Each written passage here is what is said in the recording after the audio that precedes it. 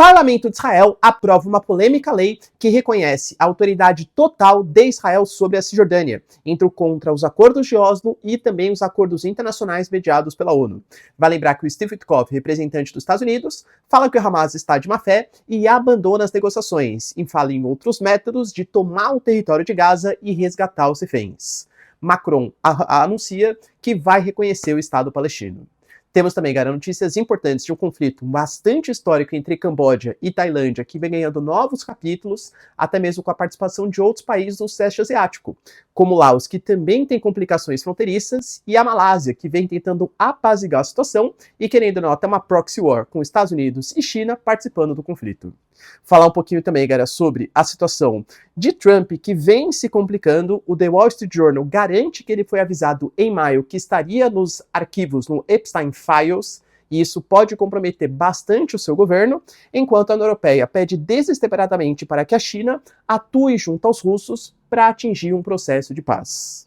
Falar um pouquinho também, galera, sobre a Rússia, que aprova uma lamentável lei que vai punir conteúdos considerados extremistas, como sites de opositores e conteúdos LGBTQIA+, entender quais são as repercussões disso para o governo Putin, e finalizar falando sobre a questão das tarifas aplicadas não só ao Brasil, mas ao mundo, em que há grandes denúncias, inclusive da ABIN, Agência de Inteligência Brasileira, que os americanos, na verdade, estão interessados nos minerais terras raras, minerais estratégicos, e até mesmo a CIA está querendo desestabilizar o governo brasileiro. Será, pessoal, que faz sentido?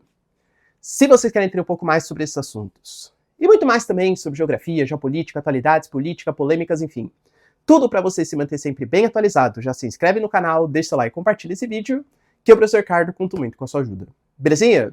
Pessoal, recado rapidinho da nossa parceiraça do canal.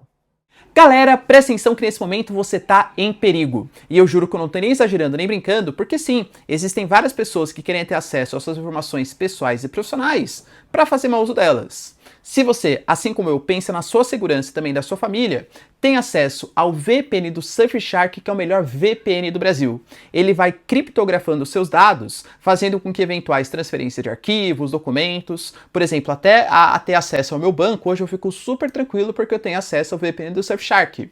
Ele vai criptografando, ele vai escondendo, por exemplo, passos que você tenha dado na internet. Hoje, por exemplo, para eu conseguir me conectar no Wi-Fi público, eu tenho muito mais segurança para conseguir fazer isso. Além do que, para eventuais usabilidades, é sensacional também. Vou fazer uma viagem. Sabia que preço de passagem de hotel varia de acordo com o seu equipamento ou com a sua localização. Eu consigo ter acesso a condições e a promoções exclusivas somente de algumas localidades, porque o VPN do Surfshark tem acesso a mais de 100 países e 8.000 servidores diferentes. Quero ter acesso, por exemplo, a um filme, uma série que só saiu nos Estados Unidos, eu mudo minha geolocalização e vou ter acesso àquele conteúdo exclusivo para, enfim, assistir de acordo com a minha conveniência. Professor, mas é muito caro. Galera, de verdade, confira as condições, mas com o cupom RICARDO você tem acesso a 4 meses extras e o VPN do Surfshark ele até incentiva que você coloque em vários equipamentos diferentes. No seu notebook, no seu celular, no seu tablet, no seu videogame, você pode compartilhar com outras pessoas, fica mais barato que uma balinha. Então, para garantir a sua segurança e várias outras usabilidades, garanta o VPN do Surfshark, é com certeza o melhor VPN do Brasil, eu tenho certeza que você não vai se arrepender. Bom, galera, então bora lá pro vídeo, ó. Já adianto, né? Peço desculpa pra vocês porque minha voz não está aquela maravilha, eu tô um pouco gripado, né?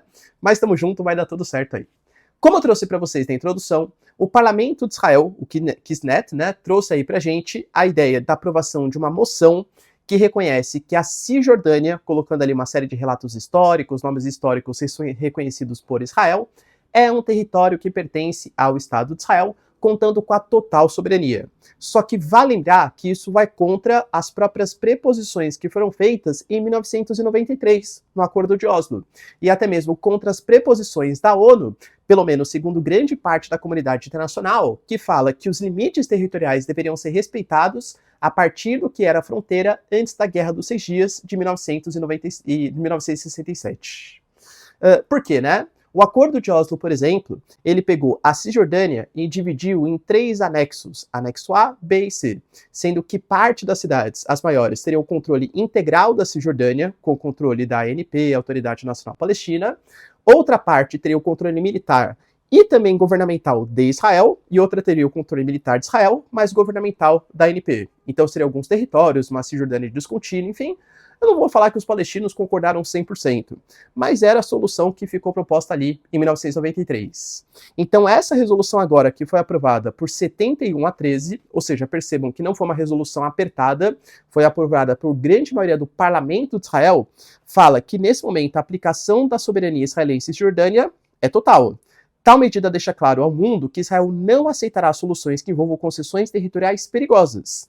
Permaneceremos comprometidos com um Estado judeu seguro. Ou seja, a ideia, galera, é que Israel não mais vai reconhecer, pelo menos enquanto tiver esse governo, e falo para vocês de primeiro-ministro e parlamento, a existência de um Estado palestino. Nem na Cisjordânia, muito menos na faixa de Gaza. Talvez a grande prova disso seja o fracasso das negociações que foram hoje feitas por Steve Witkoff, representante dos Estados Unidos, que estava em Doha, no Catar. Ele estava negociando para tentar fazer um cessar-fogo, acabar com a guerra com Israel e faixa de Gaza. E, segundo a mídia americana, o Hamas ele pediu a entrada de ajuda humanitária de maneira mais contundente, áreas de retirada progressiva do exército, apresentam até o mapa para o Steve Witkoff, e também para que os Estados Unidos e Israel apresentassem algum tipo de proposta, algum tipo de caminho que caminhasse para o fim da guerra em Gaza. Os Estados Unidos falam que essas soluções ou essas propostas são impensáveis, porque, mais uma vez, ressalto, o Benjamin Netanyahu já deixou mais de 10 vezes, 100 vezes claro, que ele só vai terminar a guerra em Gaza quando de fato o Hamas for eliminado, não só enquanto grupo político, mas também enquanto braço armado. Ou seja, o Hamas não pode mais existir no território da faixa de Gaza. Então cancelaram-se as negociações, o Steve Witkoff fala que o Hamas não quer um cessar-fogo, que tem uma postura totalmente assim, egoísta, e fala que agora os Estados Unidos estão considerando alternativas, tanto para trazer os reféns, que estão sob domínio ali do Hamas, a gente fala de algumas dezenas, né, que estão vivos ainda, e criar um ambiente que ele considera mais estável em Gaza. Sabe-se lá o que ele quer dizer com ambiente estável em Gaza. Uma ministra israelense fez um novo vídeo, uma imagem, com inteligência artificial, falando da Riviera em Gaza, numa área turística. A gente tem o Benjamin Netanyahu falando da criação de cidades humanitárias, com 600 mil, 700 mil pessoas, controle militar total de Israel, e algum tipo de coalizão árabe que vai governar, duvido que algum tipo de coalizão árabe, ou com o membro da ONU, Comunidade Internacional, se proponha a conquistar, né, ou pelo menos governar esse território que vai ter um controle militar de Israel, que não vai nem poder sair desse território, e o restante de Gaza vai ter um domínio total de Israel, e existem algumas propostas de deslocamento forçado da população palestina. Então, esse é o princípio, e aparentemente o Steve Witkoff, que representa, claro, os Estados Unidos, concordam com a postura de Israel, alegando que o Hamas está boicotando e agindo de má fé para negociar algum tipo de processo de paz. Como disse também, acho que Estados Unidos e Israel concordam na questão palestina, mas acho que existe grande parte dos membros da comunidade internacional, e a carta que foi assinada por Japão, por Reino Unido, por França, por Canadá, e uma série de países importantes ocidentais que historicamente apoiam Israel, mostram essa força que Israel vem perdendo. O Brasil, o Brasil tem uma postura mais aguerrida mesmo com Israel, né? Então eu diria que é um inimigo geopolítico, vamos colocar assim, pelo menos nesses atuais governos. O Brasil anunciou que vai entrar de maneira oficial na Corte Internacional de Justiça junto à África do Sul para considerar Israel como Estado genô, sabe o que eu tô falando. Os outros países também vêm se mobilizando. Teremos reuniões agora no meio do ano que Brasil e Senegal vão liderar para a criação de um Estado palestino. E a França, hein? Emmanuel Macron, cara, histórico aliado de Israel, anunciando que vai reconhecer a existência de um Estado palestino. Será que a pressão em cima de Benjamin Netanyahu vai aumentar demais? Enquanto isso, galera, temos também notícias importantes sobre o conflito entre Tailândia e Camboja. Eu vou falar, galera, de maneira bem breve, porque isso pode se alastrar para algumas coisas mais perigosas, e é um conflito bastante histórico, que data, inclusive, galera, do primeiro milênio, né, da história da humanidade. Mas quando a gente pega mais recentemente, a gente pode analisar que o que aconteceu, pelo menos a partir de maio de 2025, é que um soldado cambodiano morreu na fronteira, e a acusação foi que a Tailândia disparou contra aquele soldado. A Tailândia falava que foguetes já tinham disparados contra o território da Tailândia. Então, acusações mútuas. Para quem não se lembra, eu trouxe para vocês um vídeo há cerca de um mês, mais ou menos, em que a chefe de governo da Tailândia tinha sido destituída, uma série de críticas, porque ela tinha tido conversas com representantes do Camboja, passando uma posição de heroísmo para o Camboja na guerra contra a Tailândia. Ou seja, uma coisa meio que de histórica, de orgulho nacional, para a Camboja e para a Tailândia. Entendam que o Camboja vê a Tailândia como uma espécie de império, e de fato foi, né? Dominou grande parte ali daquela região do Sudeste Asiático, tanto que existem outros conflitos também com Laos, com Camboja, enfim, é uma área bastante problemática. O Camboja, ele foi colônia dos franceses, e a Tailândia não chegou a ser uma colônia, mas foi grande aliada dos franceses. Quando a França abandona o território do Sudeste Asiático, existem algumas áreas que ficam em litígio, inclusive um templo importante tanto para a Tailândia como o Camboja. O templo ficou sob o domínio do Camboja, a Tailândia não aceitou e disparou contra aquelas áreas. Isso foi para a Corte Internacional de Justiça e o templo ficou com o Camboja. Mas as áreas em anexo, as áreas próximas do templo, a Tailândia falou que não reconheceu como território do Camboja e começam os conflitos territoriais. Existem até hoje zonas de litígio, zonas de disputa entre os dois territórios. A gente pode associar hoje, tem isso na cabeça, tá? O Camboja como um grande aliado dos chineses e a Tailândia, não é que ela não é aliada da China, mantém relações econômicas importantes. Mas a Tailândia tem uma parceria militar muito forte com os Estados Unidos. Então, mais uma vez, e percebo com isso, é geral no mundo, né? Uma proxy war envolvendo aí China e Rússia de um lado, né? Ou a antiga União Soviética, e claro, os Estados Unidos. Tanto que, por exemplo, o Camboja fez disparos contra a Tailândia, alegando provocações fronteiriças, morte de militares, utilizando, pessoal, ataques de artilharia, tá? Inclusive atingindo bases militares e matando 11 civis. A Tailândia respondeu com um grande ataque aéreo utilizando caças F-16, ou seja, caças americanos. Lembrando que a Tailândia é mais poderosa militarmente, tem uma força militar maior e muito mais equipamentos tecnológicos. Leva, claro, uma grande vantagem. Professor, quer dizer então que por conta dessas disputas, e lembrando também que há crises políticas internas nos dois governos, e é claro que você vencer uma guerra atacando o seu histórico inimigo é, assim, mais do que suficiente para você retomar sua popularidade. Então percebam que existam questões históricas, questões fronteiriças e também questões políticas envolvendo o conflito regional. Hoje, a Malásia, ela comanda a ASEAN, que é um grupo político que tende a estabilizar um pouco a região, que, lembrando, é uma das regiões que mais cresce no planeta. É a indústria mundial. Ali estão os velhos tigres asiáticos, os novos tigres asiáticos. É uma região de litígio, de grande influência dos chineses pelo mar da China Meridional. Professor, quer dizer então que teremos um grande conflito com a presença dos Estados Unidos, China e tal? Olha, galera, de verdade, eu duvido muito que isso vá acontecer, pelo menos no futuro próximo, porque estamos falando, novamente, né, de uma Malásia que vai tentar mediar a situação para que isso não descambe para uma guerra, como já aconteceu uma série de vezes nas últimas décadas, e a gente está falando de uma região que eu falei, tem uma importância muito grande, tanto pela produção industrial, como, por exemplo, estava pesquisando sobre o assunto e descobri, galera, que isso pode causar, inclusive, uma escassez de atum no planeta, porque a Tailândia é responsável por cerca de 30%. Além do que, a ração que você dá para o seu pet, para o seu animalzinho, grande parte também vem para o Sudeste Asiático, ou seja, o seu Whiskas para o seu gatinho pode ficar mais caro também.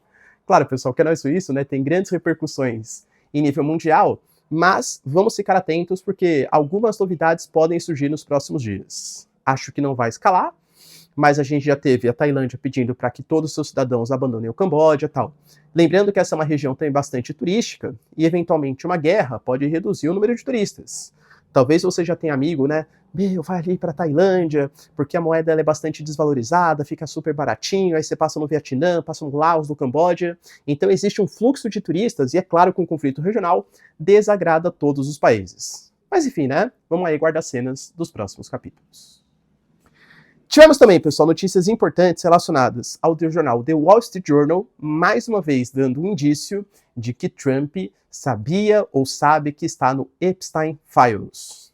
O Epstein, já falamos algumas vezes aqui no canal, é uma figura altamente controversa que foi presa por suposto envolvimento ali com festinhas com menores de idade, isso é o que eu tô falando ali, né? Enfim, que ele organizava festinhas, isso é fato, que tinha presença também de menores de idade também é fato, e que isso é um crime também é fato. O Trump era amigo do Epstein? Com certeza. Ele participava das festinhas? Sim. Ele ficava nas festinhas quando tinha os menores de idade? Não sei. E esse é o ponto. Professor, eu vi que a CIA, mentira, né, que o Departamento de Justiça, que o FBI, por exemplo, falaram que não tem nenhum tipo de listinha, nenhum tipo de Epstein Files. Então, as informações, elas são um pouco conflitantes, porque a própria procuradora, por exemplo, que é a Pam Bondi, ela já tinha colocado em fevereiro que existe uma lista que estava sobre a mesa dela e que ela estava analisando. Agora ela fala que não existe mais lista. Entende a controvérsia que existe aí na atuação dessas discussões? E é dentro dessa premissa, galera, que essa lista de clientes que o Trump poderia estar envolvido vem tendo uma pressão cada vez maior que seja divulgada, tanto pelos democratas como também pelos republicanos. Se o Trump tiver nessa lista, na parte negativa da coisa, que é o envolvimento com menores de idade, pô, isso é crime altamente condenável.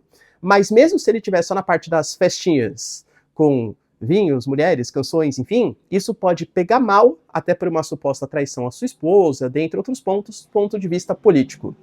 Trump, FMI, FBI, Departamento de Justiça, falam que não vão liberar maiores informações, pelo menos até o momento. Além disso, pessoal, União Europeia e China fizeram uma cúpula ontem, trouxe para vocês, e nessa cúpula, além de tentar uma proximidade comercial que vem sendo difícil, porque a União Europeia criou um pacote de sanções que sanciona o setor financeiro chinês por estar supostamente financiando a Rússia no campo de batalha, a Ursula von der Leyen foi clara. Ela falou: peço à China que use sua influência para levar a Rússia a aceitar o cessar-fogo, iniciar negociações de paz e por fim ao derramamento de sangue. A forma como a China vai se posicionar será um fator determinante para o futuro do conflito. Ou seja, o que a União Europeia coloca é que a China tem que pressionar os russos para que não aconteça maior guerra, porque a China, pela sua capacidade financeira, de compra de equipamentos, venda de insumos, pode acabar com a guerra entre Rússia e Ucrânia. A Rússia, de maneira oficial, fala que não participa do conflito, embora não sancione os russos, mas que não vende equipamentos de guerra ou coisa que o valha para os russos. Enfim, galera, a China, como eu falei, né, atua de maneira bastante pragmática. Duvido que vai cortar relações econômicas com a Rússia, que é uma grande aliada geopolítica e econômica. Além disso, galera, tivemos também a Rússia criando uma legislação bastante complicada. Da mesma maneira que eu trouxe para vocês ontem, que a Ucrânia tinha aprovado uma legislação muito complexa também, que bania 2 órgãos independentes de combate à corrupção, ou pelo menos tirava a autonomia deles. Isso foi criticado pelo Macron, pela Ursula von der Leyen, falava que os senadores americanos falando de retirada de apoio, por exemplo, à Ucrânia, justamente pela aprovação dessa legislação. Ao mesmo tempo, a Ursula von der Leyen trazendo críticas, o Macron trazendo críticas, e aparentemente o parlamento ucraniano vai voltar atrás, bem como Zelensky, porque viu que pegou muito mal com protestos na Ucrânia, e protestos também da União Europeia, dos Estados Unidos. Só que a Rússia não tem esse balizador, né? Eu diria que a China não vai trazer, ou alguns compradores, por exemplo, grandes de combustíveis, enfim, grandes críticas a essa nova legislação russa. Essa nova legislação, galera, fala de punições para quem acesse conteúdos extremistas, como sites de opositores, sites que falem sobre movimentos LGBTQIA+, e a grande justificativa é para combater fraudes, crimes digitais e proteger o país, né, a Rússia, de plataformas ocidentais que são nações hostis à Rússia. Essas punições podem chegar de 220 a 360 reais, convertendo, né, de rublos para reais, até uma eventual prisão, depende do conteúdo que for acessado. Lembrando que quem utilizar, por exemplo, VPN, aliás, hein, falei para vocês, hein, VPN, galera, Surfshark, melhor, eu uso. Lembra, isso para deixar bem claro, tá? Professor, isso não é, tá? Empresas estatais brasileiras usam VPN para localização, para melhor estratégia, para defesa, para, enfim, né? Usabilidades 1000 aí que existe o VPN, só que de fato ele permite que você acesse conteúdos como se você estivesse fora do país. A Rússia falou que vai banir, no Brasil isso não é proibido, e aliás é usado por empresas estatais brasileiras, né, galera? Então cuidado, tá? Dissocia uma coisa da outra, belezinha? E falou que pode ser possível, inclusive, punições para quem acesse por VPN na Rússia. Além disso, galera, tivemos também uma notícia bem relevante ligado ao Trump, que de fato confirmou que as tarifas, para facilitar mesmo, né? Para quem negocia bem com os Estados Unidos, vão ser tarifas de 15%. Para quem não trazem boas sensações para o governo americano, podem chegar a 50%, como é o caso do governo brasileiro. E aí, entendo, né? A gente já trouxe esse comentário aqui no nosso canal. O Brasil é um país que tem um déficit comercial com os Estados Unidos. Professor, então por que fomos taxados em 50%, que é a maior taxa praticada contra o país, pelo menos até o momento? A justificativa do governo brasileiro, aliás, do governo americano, está ligado oficialmente a uma caça às bruxas ao Bolsonaro e alegando que o nosso STF, que a nossa justiça, está acabando com a democracia no país. Eu já trouxe para vocês, tá? Que eu, Ricardo Marcílio, não é informação oficial, eu, Ricardo Marcílio, acho meio complexo você achar que os Estados Unidos estão tão interessados em manter uma democracia no Brasil, como se interessasse em algum momento da história, ou até agora, os Estados Unidos manter democracia em algum país. America first, cada nação pensa nos seus próprios interesses. Você considerando que o Brasil é uma ditadura, se fosse uma ditadura aliada do Trump, você acha que ele gostaria de combater essa ditadura brasileira? Eu particularmente não enxergo dessa maneira. Ah, professor, acho que sim, tem convicções políticas, ele prega liberdade, democracia, é a sua visão. A minha particularmente não é, né? Eu acho que existem interesses outros aí. O Brasil é um país que vem se alinhando bastante com os chineses, que prega uma desdolarização. De fato, o Brasil, ele protege alguns setores que os americanos podem considerar estratégicos, e a gente tem um governo hoje que tem um posicionamento muito mais pró-China, pró-BRICS do que pró-Estados Unidos. E o Pete Hegseth fala que os americanos querem a América Latina como seu quintal de novo. Então, na minha visão, é muito mais associada a questões comerciais e geopolíticas do que uma questão de defesa da democracia. Mas, de novo, é a minha visão, tá? E nisso, a gente teve informações que foram trazidas tanto pelo representante comercial dos Estados Unidos, aqui no Brasil, que fala que sim, os Estados Unidos estão interessados nos minerais terras raras do Brasil. A gente sabe que a China hoje, ela, não vou falar monopoliza, mas ela tem as maiores reservas e a maior quantidade e tecnologia de processamento de minerais terras raras, que são super importantes para o setor de tecnologia, para o setor de defesa, setor militar, inclusive, dos Estados Unidos. E isso é uma coisa que a China coloca os americanos nas suas mãos. Claro, né? Tanto que a negociação entre China e Estados Unidos, um dos pontos mais estratégicos foi a questão, por exemplo, dos minerais terras raras. O Brasil poderia ser uma alternativa a esses minerais. Será que o Trump quer um acordo, como fez com a Ucrânia, por exemplo, para reduzir essas tarifas? Pode ser. E outro ponto, o Jamil Chad, que é, cara, um jornalista aqui brasileiro, que inclusive nem mora mais no Brasil, né? E que tem uma série de informantes aí espalhados pelo mundo, tanto na própria ONU como também nos Estados Unidos, coloca, de novo, galera, professor, é 100%? Não dá para saber, de novo, né? Tô colocando informações trazidas pelo Jamil Chad, que a CIA tem interesse de uma desestabilização do atual governo brasileiro pelos motivos que eu elenquei para vocês, fazendo um governo mais parceiro dos Estados Unidos nas próximas eleições. Segundo o Jamil Chad, por exemplo, tanto a CIA como a Casa Branca estão em ação para desestabilizar o governo brasileiro. E as provas disso, segundo fontes da ABIN, da agência de inteligência que vem fiscalizando essas ações, a facilidade que o Eduardo Bolsonaro e o Paulo Figueiredo têm a Casa Branca, mesmo sem serem representantes oficiais do Brasil, seria uma das evidências desse processo. Fala também que cada vez mais o Eduardo Bolsonaro abandonou o seu cargo aqui, muito possivelmente, segundo a reportagem, ouvindo agentes da ABIN, né? Porque já tinha gente influente nos Estados Unidos que daria garantias de segurança, de financiamento por conta dos interesses estratégicos americanos para que eles fossem ouvidos pela Casa Branca. Por isso que ele faz acusações contra, sem muito medo, né, de retaliações, porque conta com o apoio dos Estados Unidos, as autoridades brasileiras, ao Congresso, à Justiça, à Procuradoria-Geral da República e por aí vai, tá? A própria reportagem, galera, fala também que em 2021, por exemplo, William Burns, que na época era o diretor da CIA, ele se reuniu com representantes brasileiros e falou na época, era o governo Biden, né? Para o Brasil evitar ficar descredibilizando o processo eleitoral, porque isso poderia gerar sanções para o governo brasileiro. Lembrando que essa reunião aconteceu alguns meses depois do incidente ali no Capitólio nos Estados Unidos. Então talvez os americanos, naquele contexto, com aquele governo, temessem um novo Capitólio que acontecesse também no Brasil, que é um país super importante da América Latina, mas não, esse atual governo vê uma eventual vitória ou queda desse governo com uma chance de maior influência geopolítica. Será, galera, que o interesse dos Estados Unidos, então, com ações da CIA, essa ingerência externa, dando apoio, talvez até financeiro, lógico e estratégico, para promover uma desestabilização do governo brasileiro e acesso aos minerais do Brasil? Deixa aí nos comentários, quero saber sua opinião. No mais, galera, se vocês curtiram o vídeo, tamo junto, beijos, abraços e tchau, tchau.